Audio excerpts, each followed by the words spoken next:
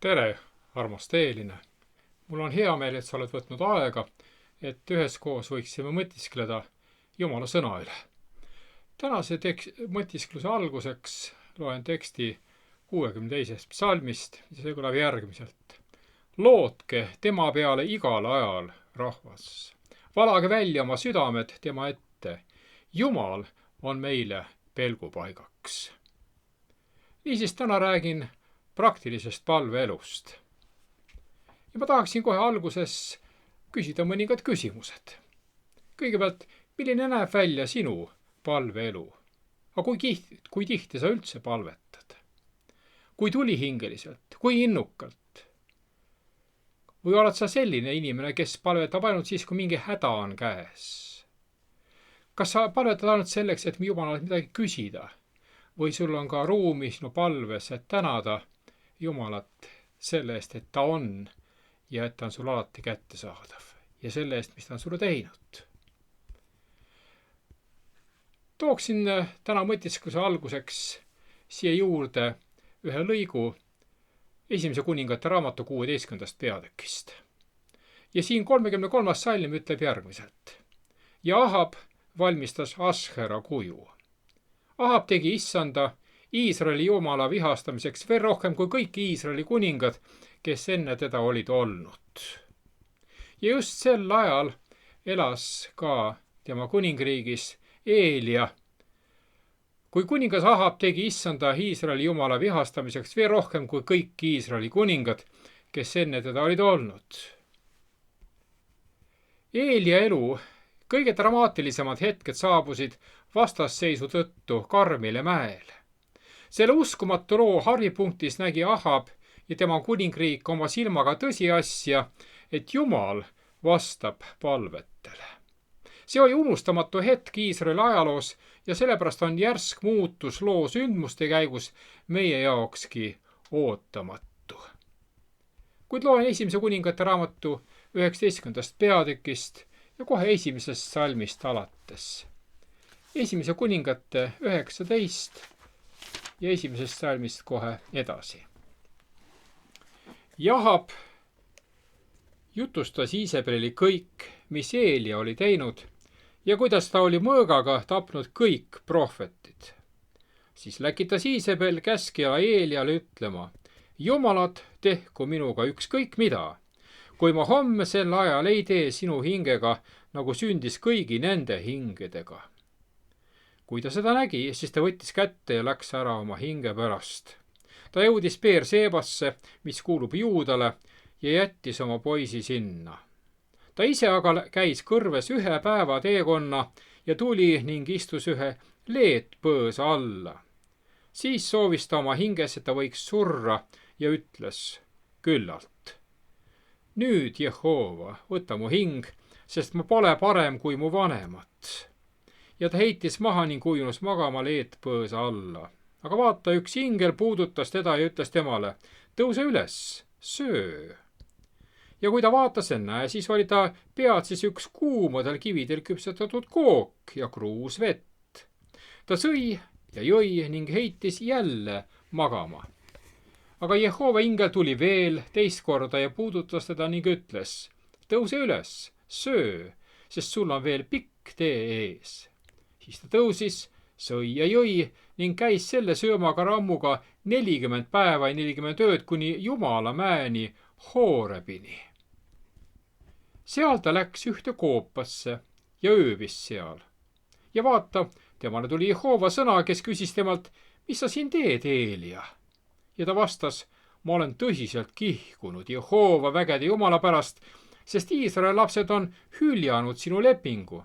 Nad on kiskunud maha sinu altarid ja on mõõgaga tapnud sinu prohveteid. Mina üksi olen üle jäänud ja nad püüavad võtta mu hinge. Siis ta ütles, mine välja ja seisa mäe peal Jehova ees. Ja vaata, Jehova läks mööda ja tugev ning võimas tuul, mis lõhestas mägesid ja purustas kaljusid, käis Jehova ees. Aga Jehovat ei olnud tuules. Ja tuule järele tuli maavärisemine, aga Jehovat ei olnud maavärisemises. Ja maavärisemi järel tuli tuli, aga Jehovat ei olnud tules ja tule järele tuli vaikne tasane sahin. Kui Eelia seda kuulis, siis ta kattis oma näo kuuega ja läks välja ning seisis koopa suus. Ja vaata, temale kostis üks hääl, kes küsis: mis sa siin teed, Eelia? Ja ta vastas: ma olen tõsiselt kihkunud Jehova vägede Jumala pärast, sest Iisraeli lapsed on hüljanud sinu lepingu. Nad on kiskunud maha sinu altarid, on mõõgaga tapnud sinu prohvetid. Mina üksi olen üle jäänud ja nad püüavad võtta mu hinge. Ja Jehova ütles temale: mine tagasi oma tuldud teed Damaskuse kõrbe. Mine ja võia Hazael Süüria kuningaks. Jehu, Nimsi poeg, aga võia Iisraeli kuningaks. Ja Elisa, Saafati poeg, Aabel Meholast, võia enda asemel prohvetiks. Ja olgu nõnda, kes pääseb Hazaeli mõõga eest, selle surmab Jehu, ja kes pääseb Jehu mõõga eest, selle surmab Elisa. Aga ma jätan Iisraelis üle 7000, kõik põlved, mis ei ole nõtkunud Baali ees, ja kõik suud, mis ei ole teda suudelnud. Pannes eriliselt tähele Eelia palveid ja Jumala käitumist temaga. Siin on Eelia meeleheite tuum. Aga küsiksime, mille poolest erineb Jumala reaktsioon sellest, mis toimus Karmeli mäel? Mõnikord vastab Jumal meie elus väga otse, jõuliselt ja väga selgel moel. See kinnitab meie usku ja me tunneme oma elus Jumala lähedust. Eelia masendus tulenes kurnatusest pärast vaimset võitu. Karmeli mäel seisis Eelia julges usus. Kõrbes varises ta kokku emotsionaalse ja füüsilise väsimuse tõttu. Ta oli end täielikult ammendanud. Palve vastasseisu eestpalvete läbi. Võit ei toonud rahu. See paljastas tema piirid. Tema palve küllalt nüüd, võta mu elu, näitab läbipõlemist, mitte uskmatust. Eelia oli kurnatud, mitte uskmatu. Ja erinevus Karmeli mäel toimuvast oli selles, et Jumal oli seal tulega vastanud. Aga siin alustab Jumal puhkusega. Eelia tunneb end isoleerituna ja järeldab, et ta on üksi. Ta väidab korduvalt, mina üksi olen üle jäänud. See näitab moonutatud taju, mille on põhjustanud hirm ja heidutus. Iisabeli hävardus pani teda tundma end hüljatuna ja ebakindlana. Eelia tõlgendab vastusseisu läbikukkumisena. Täielikus madalseisus, üksinduses, mis hägustab perspektiivi. Karmeli mäel seisis Eelia avalikult Iisraeli ees, aga siin kohtub Jumal temaga eraviisiliselt, et tema mõtlemist korrigeerida. Edasi me näeme, et Eelia ootas, et Jumal tegutseks taas dramaatiliselt. Aga Jumal valis leebema lähenemise. Eelia saab kogeda tuult, maavärinat ja tuld, aga üheski neist ei kohanud ta Jumalat. Eelia võis oodata veel ühte suurejoonelist sekkumist, aga selle asemel hoopis räägib Jumal temaga vaikse, tasase häälega. Ja see õpetab Eeliale, et Jumala töö jätkub vaikselt, mitte ainult nähtavate võitude kaudu. Eelia südames oli pettumus, et Jumala meetodid ei vastanud Eelia ootustele. Ja see suur erinevus Karmeli mäest seisneski selles, et Jumal tegutses seal oma väe kaudu, aga siin tegutseb ta isikliku kohalolu kaudu. Jumal vastas kindlustunde, eesmärgi ja perspektiiviga, mitte noomitusega. Jumal ei noomi Eeliat hirmu või meeleheite pärast. Selle asemel Jumal annab talle füüsiliselt tuge, tuues talle toitu, võitu ja pakkudes talle puhkust. Siis Jumal kuulab tema kaebust ja seda 2 korda. Ja siis Jumal annab talle uued ülesanded. Jumal ilmutab Eelia tõsiasja, et ta polegi tegelikult üksi. Eelia vajadus seisnes selles, et ta vajab mitte uuendatud tähendust, vaid parandamist. Karmeli sündmused lõppesid rahvusliku meeleparandusega.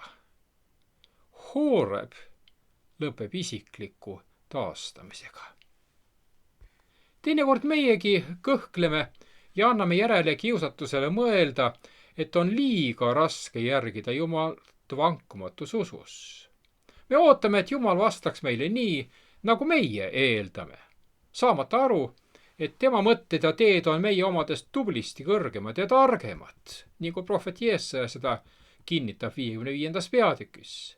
Nagu Jumala loomingus on paljut seda, mida me ei mõista, siis ärgem üllatugem, et ka Jumala teedes on palju seda, mida me ei mõista. Ja nüüd loengi Jeesaja raamatu 55. raamatu teksti.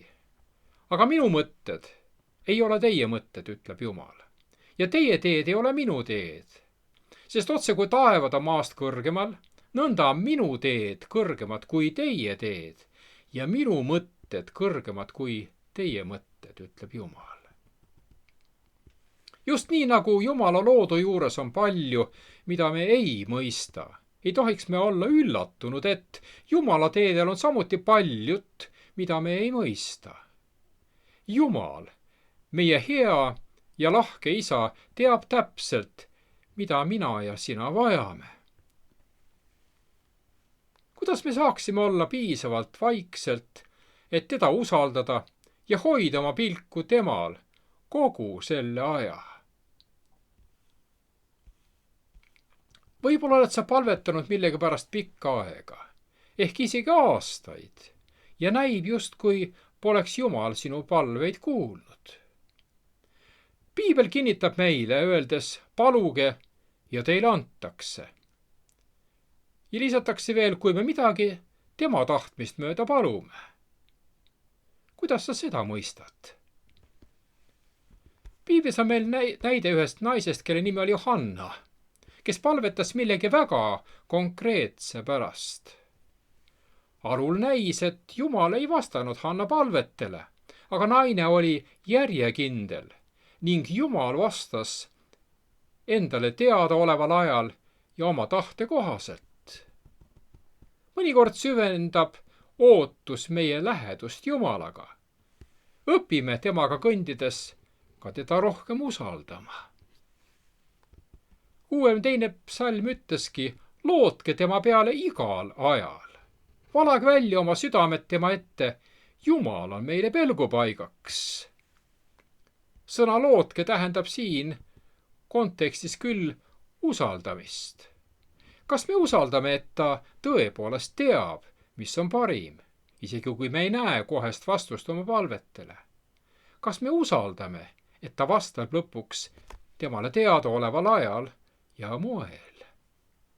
Mõnikord ei saa meie palved vastatud nii kiiresti, nagu meie tahame, või sellisel moel, nagu meie loodame. Millist nõu annab Piibel meile siin juures siis?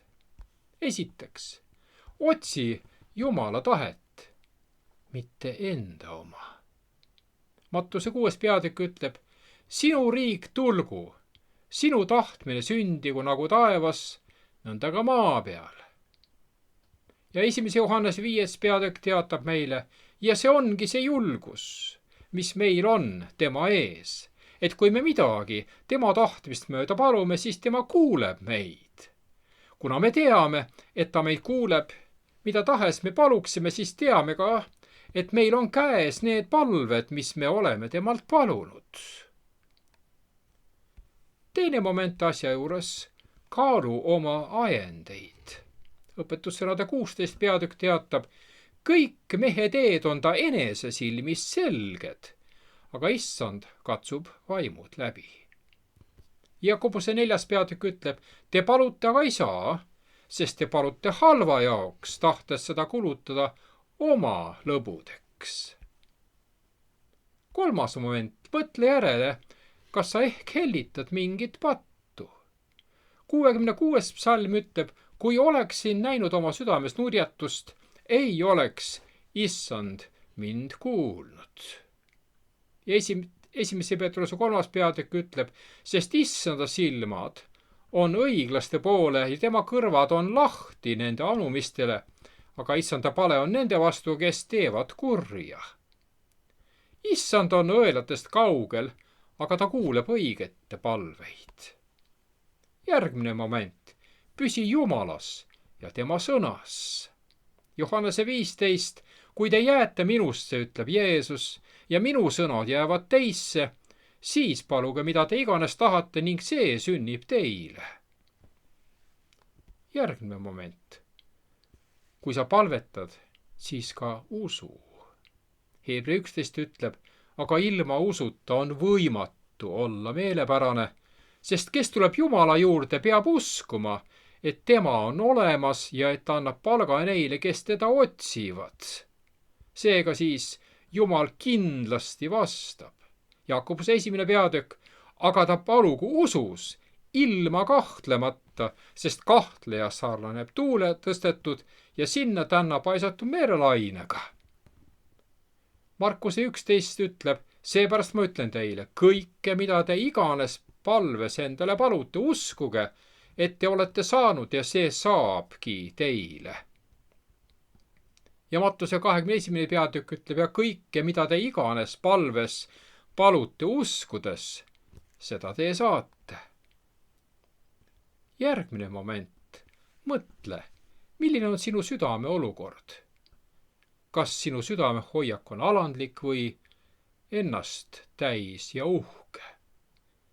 Jakobuse 4. peatükk ütleb, aga ta annab veel suuremat armu, sellepärast kiri ütleb, Jumal paneb suurelistele vastu, aga alandlikele ta annab armu. 1. Peetruse 5 lisab, alanduge siis Jumala võimsa käe alla, et tema teid ülendaks õigel ajal. Järgmine moment, jää sihikindlaks. Piibel ütleb 1. Thessalonika 5. peatükis, palvetage lakkamata. Tänage kõige eest, sest see on, mida Jumal teilt tahab Jeesuses Kristuses. Samm edasi. Anna kaasinimestele andeks. Markuse 11 ütleb, ja kui te olete palvetamas, siis andke andeks. Kui teil on midagi kellega vastu, ega teie isa taevas annaks teile andeks teie eksimused. Ja lõpuks Jumal näeb terviklikku pilti ja teab, mis on meie jaoks parim. Rooma 8. peatükk ütleb, ent me teame, et neile, kes Jumalat armastavad, laseb Jumal kõik tulla heaks, neile, kes on tema kavatsuse kohaselt kutsutud. Ja Efesuse 3. peatükk lisab, aga Jumalale, kes meis tegutseva väega võib korda saata palju rohkem, kui oskame paluda või isegi mõelda. Jeremia 29. peatükk ütleb, sest mina tunnen mõtteid, mis ma teie pärast mõlgutan, ütleb issand. Need on rahu, aga mitte õnnetuse mõtted, et anda teile tulevikku ja lootust. Siis te hüüate mind appi ja tulete ning palute mind ja mina kuulen teid.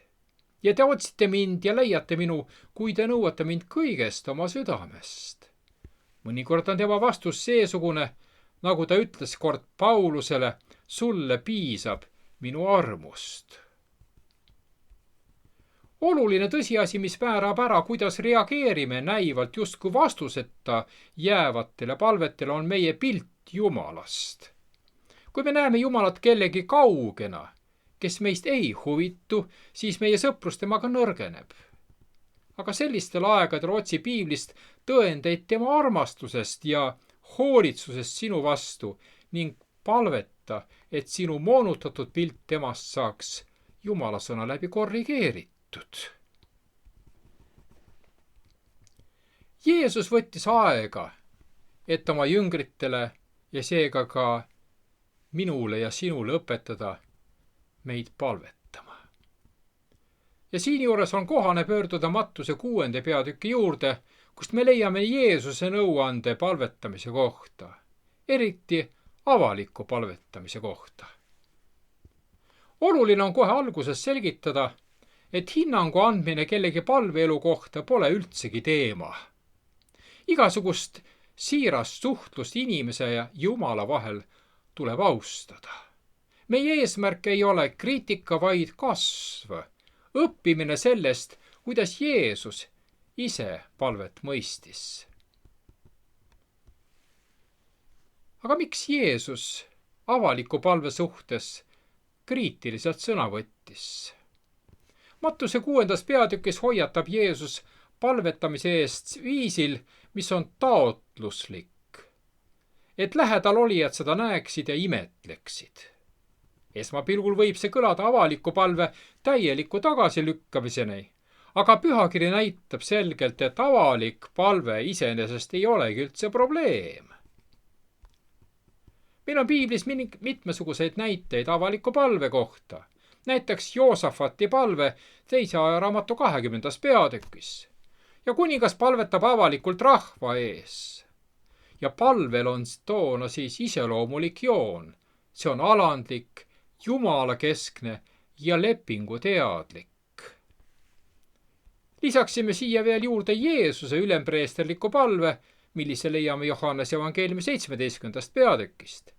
Jeesus palvetab avalikult, kaalutletult ja teoloogiliselt isegi. Palve kõlab peaaegu nagu psalm, hoolikalt koostatud, aupaklik ja õpetlik. Need näited lubavad meil järeldada, et avalik palve võib olla siiras, sobiv ja ka mõjus. Aga Jeesus Mattuse 6. peatükis rääkis lahti ka tegeliku probleemi. Ja 6. peatüki mõistmise võti on peatüki alguses kohe, kui Jeesus hoiatas. Hoiduge aga, et te oma vagasid tegusid ei tee inimeste ees, et nemad teid vaataksid. Niisiis asi on motiivis, mitte asukohas. Palve, olgu see siis avalik või privaatne, ei tohi kunagi olla etendus. Mitte kunagi inimese auks, alati üksnes Jumala auks. Evangeeliumides küsivad jüngrid Jeesuselt otse, Issand, õpeta meid palvetama. Vastuseks annab Jeesus palve, mida me tavaliselt nimetame meie Isa palveks. See palve esineb rohkem kui ühes evangeeliumis ja toimib näidispalvena, mitte ainult sõnadena, mida korrata, vaid raamistikuna, mis näitab, kuidas Jumala rahvas on alati temaga rääkinud. Kuid võib-olla mõningatel on üllatuseks, kui ma ütlen, et meie Isa palve juured on sügaval Vanatestamendi tunnistustes. Tegelikult Jeesus ei leiutanud mingit uut keelt. Ta kogus pühakirja hääle ühte palvesse. Ja ta alustas. Meie Isa, kes sa oled taevas. Prohvet Jeesaja oli juba kirjutanud ja 63. peatükis saame lugeda, sest sina oled meie Isa. Sina, Jehova, oled meie Isa, muistes ajast on sinu nimi, meie lunastaja. Aga Jeesus jätkas. Pühitsetud olgu sinu nimi. Ja 111. psalmis on read, püha ja kardetav on tema nimi. Jeesus jätkas. Sinu riik tulgu. Juba Taanieli 2. peatükis on sõnad, taeva Jumal püstitab kuningriigi, mis jääb igavesti hävimatuks. Jeesus jätkas. Sinu tahtmine sündigu nagu taevas, nõnda ka maa peal. Ja 5. Moosese 4. peatükis on inspireeritud sõnad, Jehova on Jumal ülal taevas ja all maa peal. Jeesus jätkas: meie igapäevast leiba anna meile tänapäev. Ja 2. Moosese 16. peatükist me leiame mõtted: vaata, ma lasen taevast sadada teile leiba, iga päev oma osa. Jeesus jätkas: ja anna meile andeks meie võlad, nõnda nagu meiegi andeks anname oma võlglastele. 103. laulus me leiame sõnad: tema ei tee meile mitte meie pattu mööda ega tasu meile kätte meie pahategusid mööda. Jeesus jätkas: ja ära saada meid kiusatusse, vaid päästa meid kurjast. 141. psalm ütleb: ära lase mu südant pöörduda paha asja poole. Jeesus jätkas: sest sinu päralt on riik ja vägi ja au igavesti. Ja 1. ajaraamatu 29. peatükis on sõnad: sinu päralt, issand, on suurus ja vägi ja au, sinu päralt on riik. Jeesus lõpetas palve sõnaga aamen. See on veendumusest kantud nõusolek. Kristus ise kasutas sõna aamen. Aga mida see väljendab? See väljendab usaldust, nõusolekut, kindlustunnet Jumala ustavuses. Niisiis me saame kokkuvõtlikult öelda: palve ABC on küsi, usu, nõua, aamen. See on usuavaldus. Niisiis palve ei ole etendus, palve ei ole veenmine, palve on Jumalaga koos olemine. Mitte kunagi inimese auks, alati vaid Jumala auks. Sedasama lihtsalt näidist, mille alusel Jeesus meid palvetama õpetas, võib järgida siis, kui tuleme Jumala ette isiklikult, perekonniti või kogudusena. Hoidke meeles, et palve on rääkimine Jumalaga nagu sõbraga. Nii liiga sageli on meie palved täis soove, kuigi Jeesus õpetas meid palvetama palju rohkema eest. Aga mille eest siis? Ma nüüd pöördun Taanieli raamatu 9. peatüki juurde ja loen sealt 4. salmist edasi. Kuidas Taaniel, omaaegne usumees, palvetas? Niisiis Taanieli 9. peatükk ja 4. salmist edasi.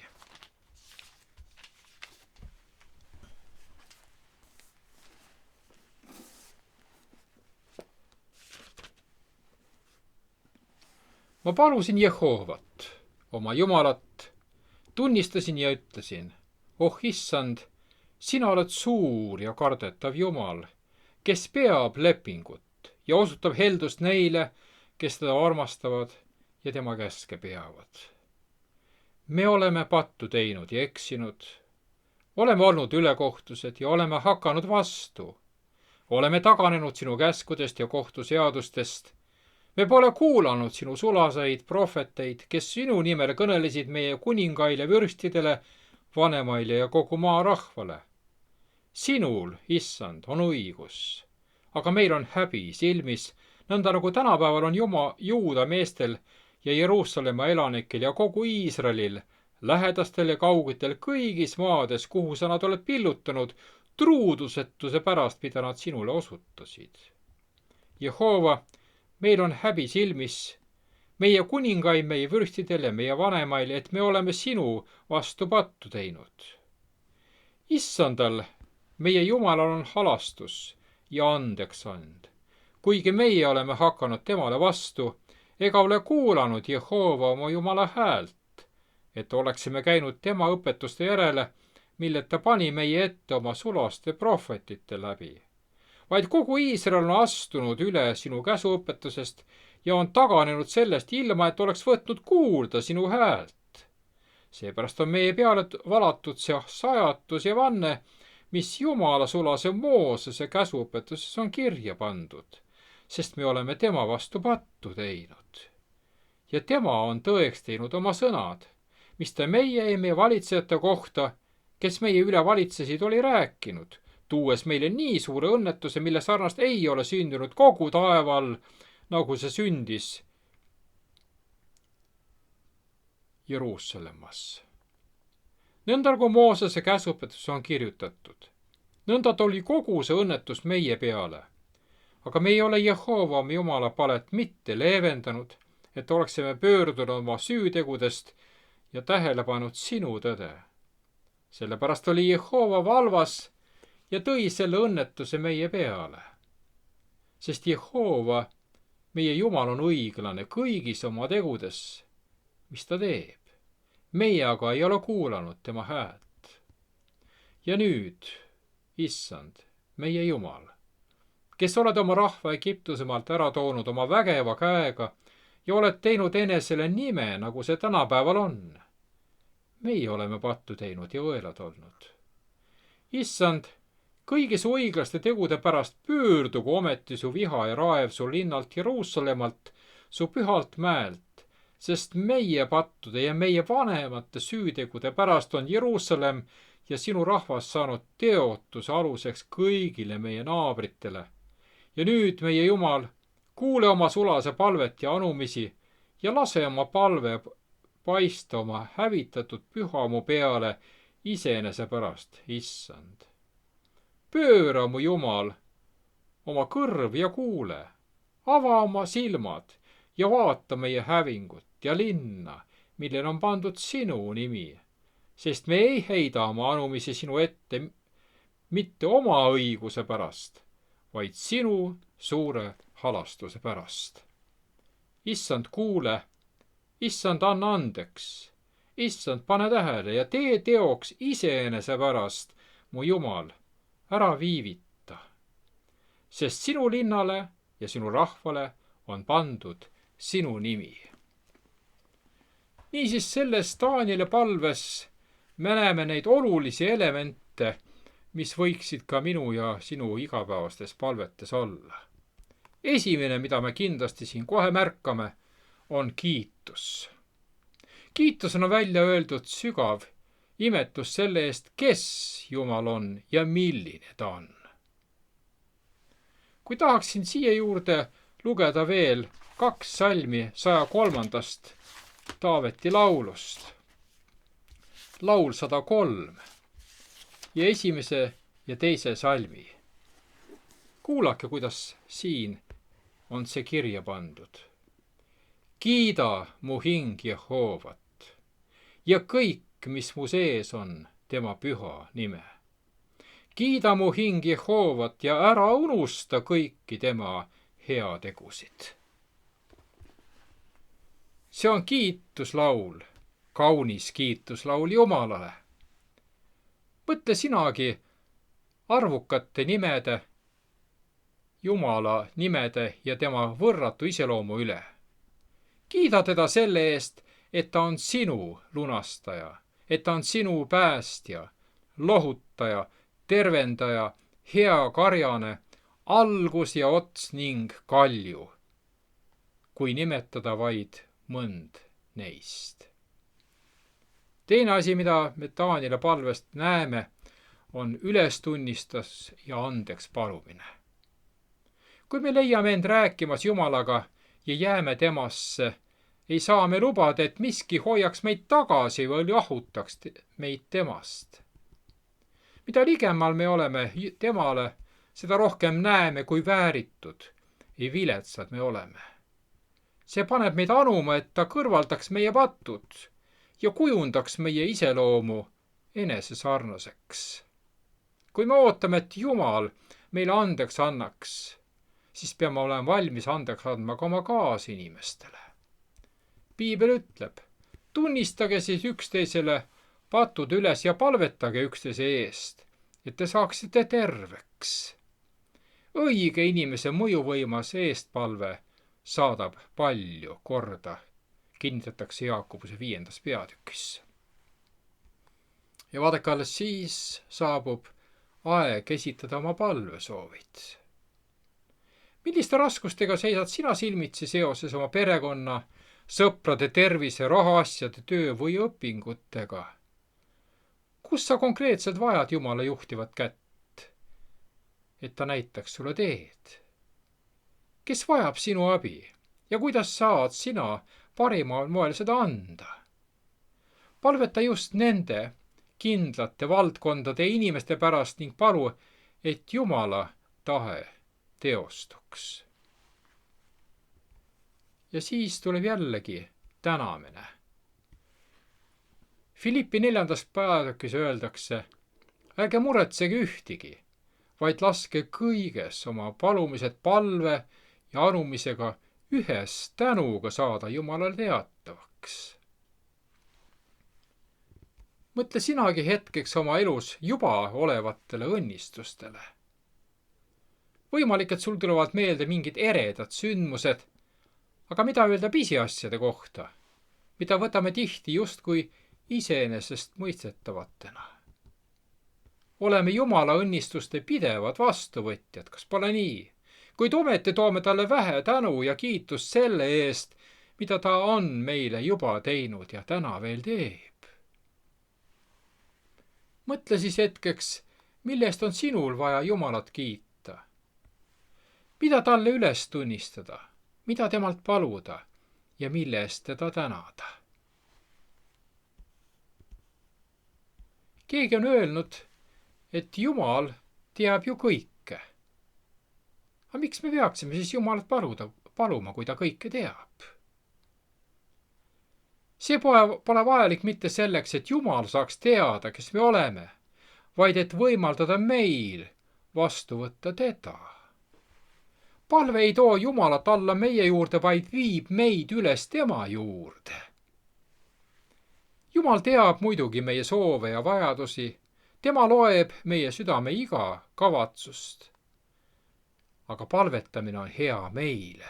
See kutsub meid seisatama keset elukiirust, peatuma ja teadvustama tõsiasja, et Jumal on kõigist ülim ning võtma koha sisse tema jalge ees. Ja kui me just seda teeme, siis avaneb ka Jumala jaoks võimalus tegutseda, kuna meie kutsume teda tegutsema. Piibel ütleb otse, et Püha Vaim palub meie eest, sest meie ei tea, kuidas me peaksime paluma. Aga miks peaksime ka palvetama siis, kui kõik on hästi? On väga palju inimesi, kes on enesega rahul, kes elavad enesekeskset elu. Need on takistavad asjaolud palveelu edendamiseks. Kui me vaid tajuksime, kui väga me vajame Jumalat, siis tuleksime tema juurde palju sagedamini. Kui juba täiuslikud inglid ülistavad ja kummardavad teda, miks peaksime siis meie, patused inimesed, arvama, et vajame seda hoopiski vähem? Jeesus ütles Mattuse 5. peatükis, õndsad on need, kellel nälg ja jänu on õiguse järele, sest nemad rahuldatakse.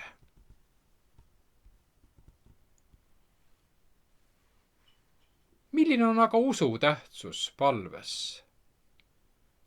Sellest täna korra juba mainisin, aga väärib ülekordamist. Heebra 11. peatükk ütleb, palve ja usk on tihedalt seotud, neid tuleb tundma õppida koos. Usupalves on jumalikud teadmised. Selles on teadmised, mida peab mõistma igaüks, kes soovib, et ta elutöö oleks edukas. Jeesus ütles, kõike, mida te iganes palves endale palute, uskuge, et te olete saanud ja see saabki siis teile. Piibel osutab, et meie palve peaks olema kooskõlas Jumala tahtega. Meil on vajalik paluda just neid asju, mida Jumal on meile tõotanud. Ja kui me need saame, tuleb neid kasutada tema tahtmise järgi elamiseks. Kui tingimused täidetakse, on jumalik tõotus ühemõtteline. Meil ei ole vaja oodata õnnistuse kohta mingeid väliseid tõendeid. See tuleb omal ajal ja omal moel. Kellega koos me peaksime siis palvetama? kõige enam me peaksime oma palvet saatma Jumala poole ja tegema seda 4 silma all. See tähendab Jumal ja mina. Kuna palve ja piibli uurimine on minu ja Jumala vahelise sõpruse elujõud. Eralda aeg, millal sina uurid oma südant Jumalaga rääkimise ja kuulamise ajal. Samuti me peaksime palvetama koos oma pereliikmetega või väikegruppidena, sest Jumal on seal, kus 2 ja 3 on kogunenud. Ja viimaks peaksime palvetama koos oma kogudusega. Kõik 3 palveliiki on äärmiselt olulised. Kuidas me peaksime siis kuulama palves? Palve on teadupärast rohkem kui vaid Jumalale millestki rääkimine.